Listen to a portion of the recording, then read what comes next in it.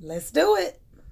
All right, guys, so we are back with another tutorial. When I posted this sample vest, I got a lot of inquiries about my buttons. I have to admit, they are very crisp, very clean. So let's go through how to put on a button.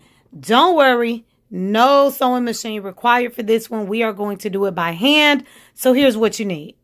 Okay, so number one, you are going to need the exact same button that's on your garment. A lot of high quality clothing stores may even include an additional button. I see this a lot in blazers and button-up shirts and sometimes even pants, depending on where you purchase. So you have your button. Of course, you want your thread. Y'all, I am doing red just for teaching purposes so that it can stand out and you can see what I'm doing. Typically, I would use the color of the button. I already threaded my needle. Surely you know how to do that already. Pull it through, double it into a single knot, and then I have a pair of small scissors.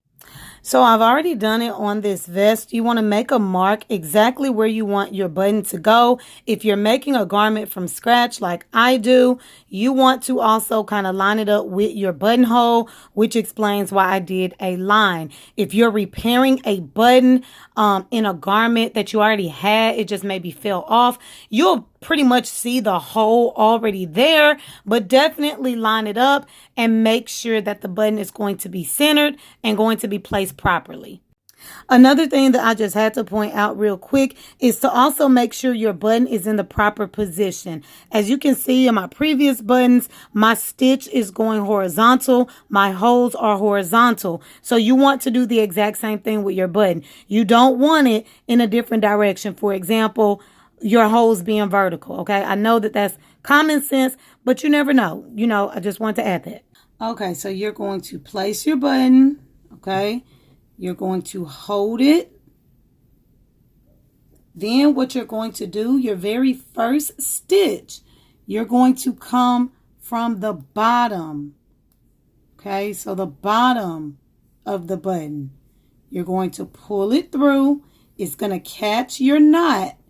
And you're going to go back in. But instead of just going back in, go sort of at an angle. Okay, this is going to make the back very, very small. And then you want to pull that through.